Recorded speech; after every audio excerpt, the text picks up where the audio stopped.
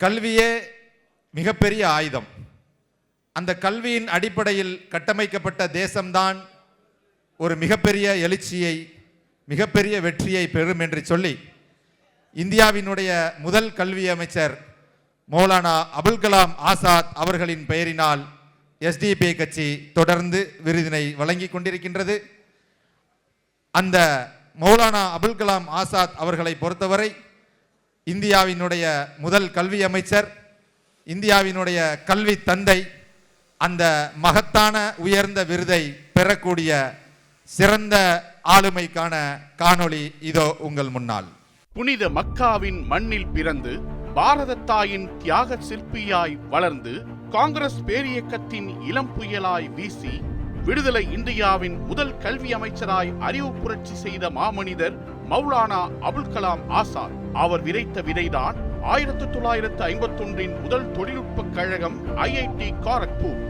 அவர் உயர்த்திய கொடிதான் உயர்கல்வி காக்கும் UGC, AICTE மற்றும் CSIR. அறிவியல் தேசத்திற்கு புத்துயிர் ஊட்டிய அறிவு சூரியன் அவர். இலக்கியத்திற்கு சாகித்ய அகாடமி, இசை நடனத்திற்கு சங்கீத நாடக அகாடமி, நுண்கலைக்கு லலித்கலா அகாடமி, உலகோடு உறவாட ICCR, கலையும் பண்பாடும் காக்க அகாடமிகள் தந்த கலை காவலர். 14 வயது குழந்தைகளுக்கு இலவச கட்டாய கல்வி, பெண் கல்வி, முதியோர் எழுத்தறிவு என வறுமை ஒழிக்க போரிட்டவர். அதனால்தான் நவம்பர் 11 தேசிய கல்வி தினமாய் ஒளிர்கிறது. தேசம் அவரை பாரத ரத்னா என மகுடம் சூட்டி மகிழ்கிறது. இருள் நீக்கும் கல்வியே ஒரு சமூகத்தின் ஆகச்சிறந்த ஆயுதம். அந்த அறிவு சூரியனின் வழியில் கல்வி பணியில் சிறந்து விளங்கும் ஆளுமைகளையும் நிறுவனங்களையும் தேடி பிடித்து நாடி போற்றுகிறது SDP கட்சி.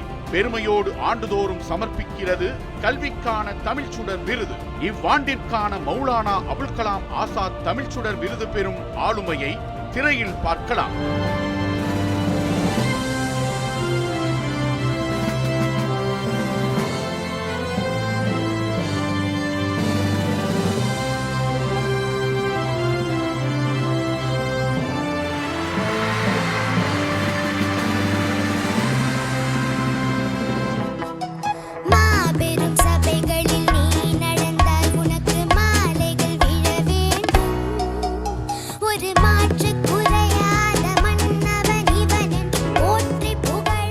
மாபெரும் சபைதனில் நீ நடந்தால் உனக்கு மாலைகள் விழ வேண்டும் என்ற வரிகளுக்கு தற்கால இலக்கணமாய் மிளிர்பவர்.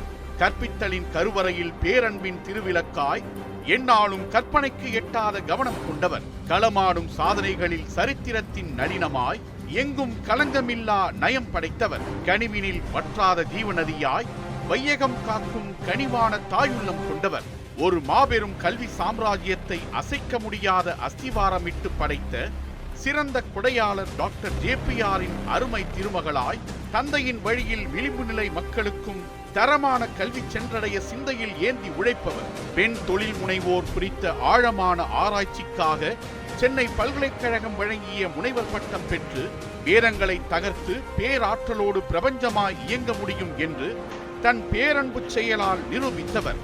சாதாரண நிறுவனம் அல்ல, அசாதாரணமானதொரு கல்வி பேரரசை ஆளுமை திறனோடு கட்டிக்காப்பதில் என்றும் வல்லமை மிக்கவர். தொட்ட தந்தையின் விழுதுகளை சற்றும் தொய்வின்றி தாங்கி பிடித்து எட்ட முடியாத உயரத்திற்கு தன் உழைப்பால் கொண்டு சேர்த்தவர். அன்பு அறக்கட்டளை மூலம் ஏழை எளிய விளிம்பு நிலை மக்களின் துன்புறும் ஏழ்மை போக்க 100% இலவச உயர்கல்வி தந்து காப்பவர்.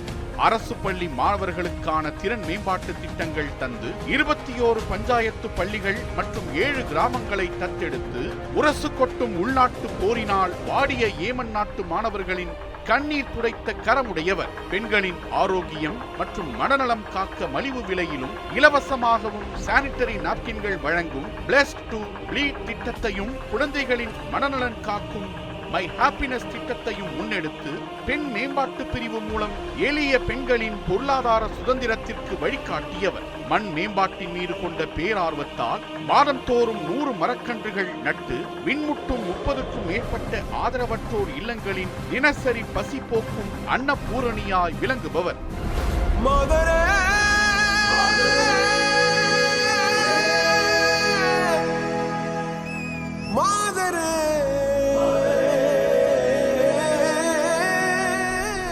ஆண்டுதோறும் 1000 மாணவர்களுக்கு இலவச IAS பயிற்சி தந்து இவரது பல்கலைக்கழக மாணவர்கள் வடிவமைத்த சத்யபாமா சாட் செயற்கைக்கோள் கடந்த 2016இல் இஸ்ரோ மூலம் வெற்றிகரமாக விண்ணில் பாய்ந்து பாராட்டு பெற்ற நிர்வாகத்தினம் கொண்டவர். நிதி ஆயோக்கின் இந்தியாவை மாற்றியமைக்கும் டாப் 12 பெண்கள் பட்டியலிலும் மாண்புமிகு குடியரசுத் தலைவரின் 100 செல்வாக்குமிக்க பெண்கள் பட்டியலிலும் இடம் பிடித்து விதியை வெல்லும் தமிழ் குல பெண்ணினத்தின் பெருமையாக தேசத்தின் எல்லையில் உயர்ந்து நிற்பவர். வீசும் காற்றும் பாதை மாற்றும் உந்தன் வேகம் ரகசியமோ எதிரி கூட்டம் உனக்கு மட்டும் கைகள் தட்டும் அதிசயமோ உன்னை போல யாரும் இங்கு இல்லை நீ தோன்ற போவதும் இல்லை நீ இந்த மண்ணின் செல்ல பிள்ளை காற்றெங்கும் உன் பெயரே சென்னையின் புகழ்பெற்ற சத்யபாமா அறிவியல் மற்றும் தொழில்நுட்ப நிறுவனத்தின் மாண்புமிகு வேந்தர். இத்தனை பெருமைகளுக்கும் இலக்கணமாய் விளங்கும் பேராளுமை டாக்டர் மரியசீனா ஜான்சன் அவர்தான் இவர். இத்தகைய அசாத்திய பெருமைகளுக்கு சொந்தக்காரரான இவருக்கு கல்வி தந்தை மௌலானா அபுல் கலாம் ஆசாத் அவர்களின் திருப்பெயரால் SDPI கட்சி நெஞ்சார பெருமிதத்தோடு வழங்கும் 2026ஆம் ஆண்டிற்கான உயரிய தமிழ் சுடர் விருது சத்யபாமா பல்கலைக்கழகத்தின் மாண்புமிகு வேந்தர் பேராளுமை திருமதி டாக்டர் மரியசீனா ஜான்சன் அவர்களுக்கு பேரன்போடும் அலாதியான மகிழ்வோடும் சமர்ப்பிக்கிறது SDPI கட்சி.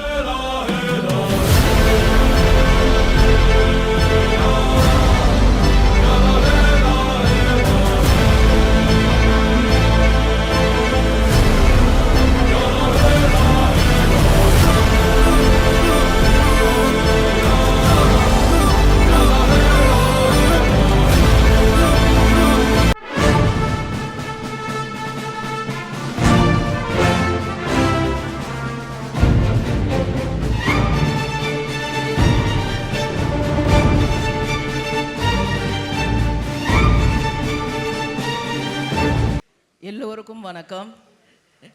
இது மிக மிக மிக சந்தோஷமான தருணம்.